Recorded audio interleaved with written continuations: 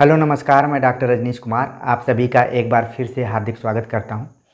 आज मैं हिंदी साहित्य का इतिहास के अंतर्गत आधुनिक काल में एक टर्निंग पॉइंट से तार सप्तक इस पर बातचीत करूंगा कि तार सप्तक कुल कितने प्रकाशित हुए थे, उसके संपादक कौन थे और उन तार सप्तकों में कौन कौन से कवि शामिल किए गए हैं, उनके जीवन क्रम के अनुसार हम बातचीत करेंगे। क्योंकि प्रतियोगी परीक्षाओं में खासतौर से UGC, NTA, NET Hindi, UP higher education, GIC, GDC, UP TGT, PGT, जितने भी प्रवक्ता और असिस्टेंट प्रोफेसर से संबंधित परीक्षाएं होती हैं उनमें तार सप्तक से सवाल पूछा जाता है, अनिवार्य रूप से पूछा जाता है।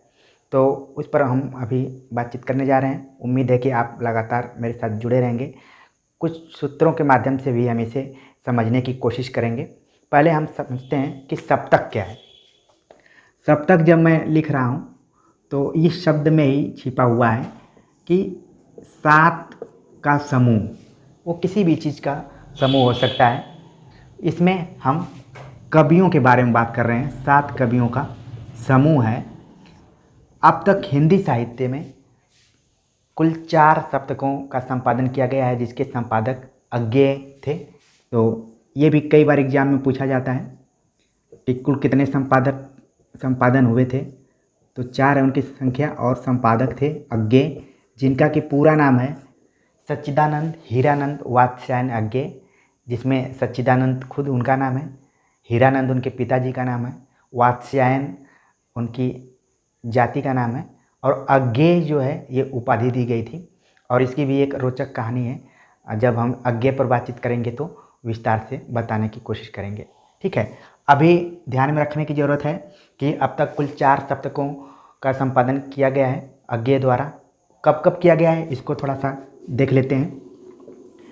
जो सप्तक हैं, पहला जब सप्तक आया जिसका नाम था तार सप्तक 1943 ईस्वी में। ठीक है, तार सप्तक 1951 में दूसरा सप्तक, 1959 में तीसरा सप्तक, ठीक, और 1979 में चौथा सप्तक।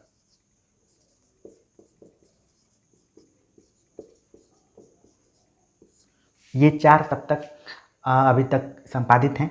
और देखा जाए तो 1943 से लेकर 1979 के बीच में इनका संपादन हुआ था और क्रमशः 1943, 1951, 1959 और 1979।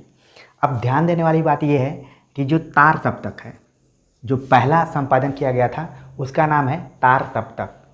उसमें पहला नहीं लिखा हुआ है, जबकि और बाकी में क्रम लिखा हुआ है। ये चीज़ ध्यान में रखने की ज़रूरत है। कई बार परीक्षाओं में सवाल पूछा जाता है कि जो 1943 में संपादन हुआ था सप्तक का, उसका क्या नाम है। तो विकल्प में दे देगा पहला सप्तक, तार सप्तक, ठीक है, या फिर एक सप्तक, इस तरीके से दे देगा तो कन्फ्यूजन होने लगता है। तो आपको ध्यान में रखने की ज़रूरत है कि इसका नाम तार सप्तक था। तार सप्तक नाम क्यों पड़ा है? क्योंकि अज्ञेय इसके संपादक रहे हैं, तो उनको वीणा से काफ़ी लगाव था। उन्होंने एक कविता भी लिखा है, असाध्य वीणा। तो वीणा में जो तार लगे होते हैं उनकी कुल संख्या 7 होती है। तो उन्हीं के आधार पर इन्होंने तार सप्तक नाम दिया और इनका ये उद्देश्य था कि इस सप्तक के अंतर्गत अलग अलग क्षेत्रों के रचनाकार, कवि इसमें शामिल होंगे और उनके जो लिखने की शैली होगी, शिल्प विधान होगा, वो भी डिफरेंट तरीके का होगा। इसीलिए कहा जाता है कि जो प्रयोगवाद था उसके जनक अज्ञेय को माना जाता है। उसी क्रम में इन्होंने तार सप्तक का संपादन करना शुरू किया था और कुल अपने जीवन में इन्होंने 4 तार सप्तकों का संपादन किया था। ठीक है, तो कई बार परीक्षा में सवाल पूछे जाते हैं, इन सप्तकों से सवाल पूछ लिए जाते हैं अलग अलग कि किस सप्तक में कौन कवि शामिल है, या फिर जो पैटर्न चल रहा है कि जीवन क्रम के अनुसार सवाल पूछे जाते हैं। तो इन्हीं चीज़ों को ध्यान में रखने की ज़रूरत है, जिसको कि मैं टिक से बताने की कोशिश करूँगा। ठीक है, तो इसको आप नोट कर लिए होंगे। अब हम बात करेंगे तार सप्तक पर, जो 1943 में संपादित हुआ था।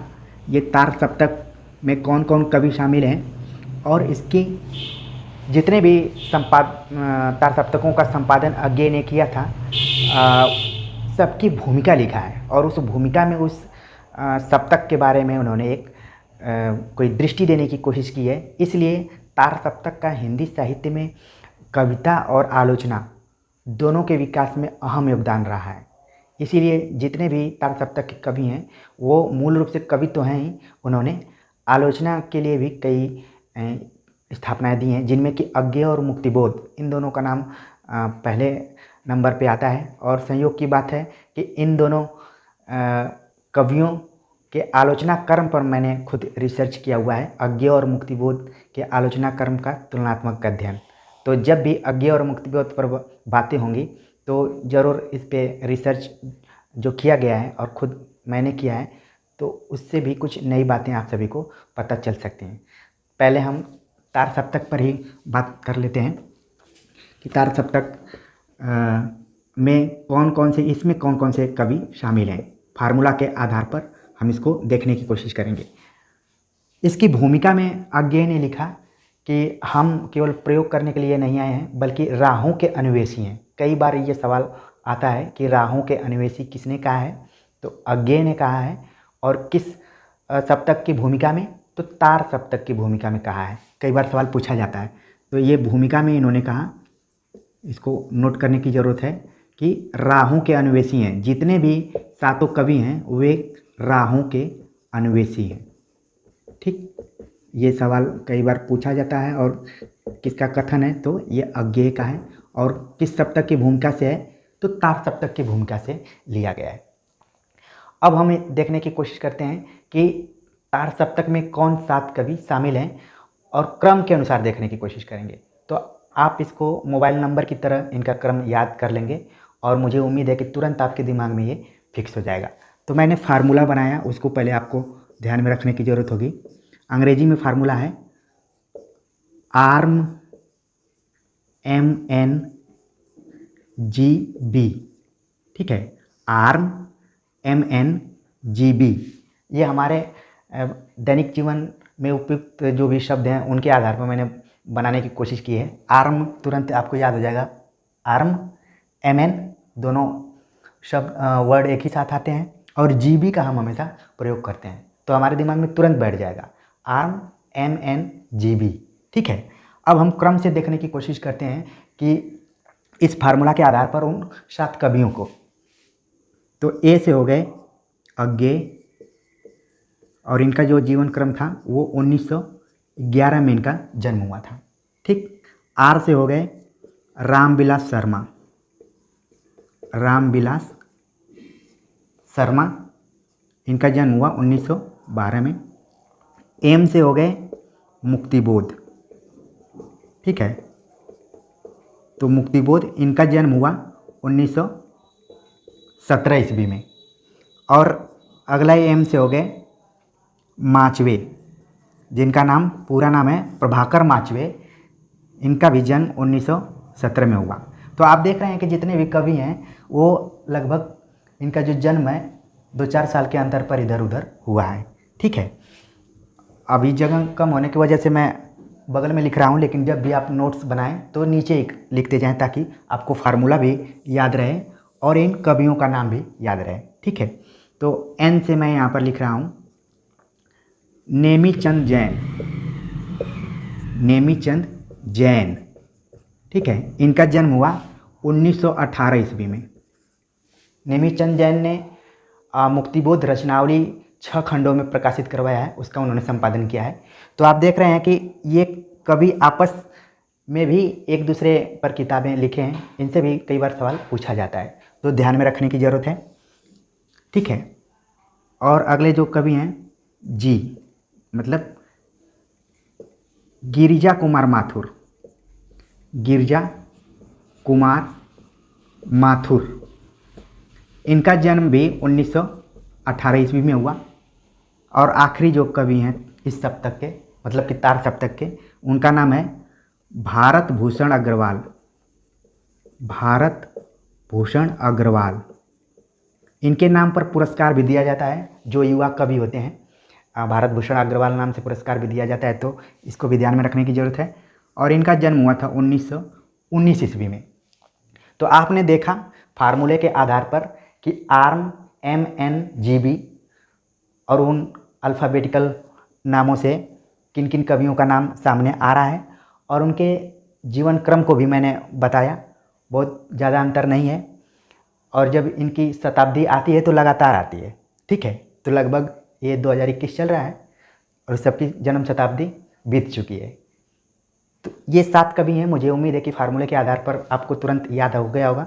आप स्क्रीनशॉट भी ले सकते हैं। और ध्यान रखने वाली बात ये है कि तार सप्तक में कोई महिला कवि शामिल नहीं है। कई बार सवाल पूछा जा सकता है कि किस सप्तक में कोई महिला शामिल नहीं है, तो उसका उत्तर होगा तार सप्तक। इस तरीके से सवाल घुमा फिरा कर पूछा जा सकता है, तो आप अपने दिमाग में इस चीज़ को रखे रहिए और ज़रूर बताइए कि ये फार्मूला आपको कितना कारगर साबित हो रहा है। एक फार्मूला हिंदी में भी मैंने बनाया, जिसको आप यहाँ पर नोट कर सकते हैं। अरामू माने गिरि भारत,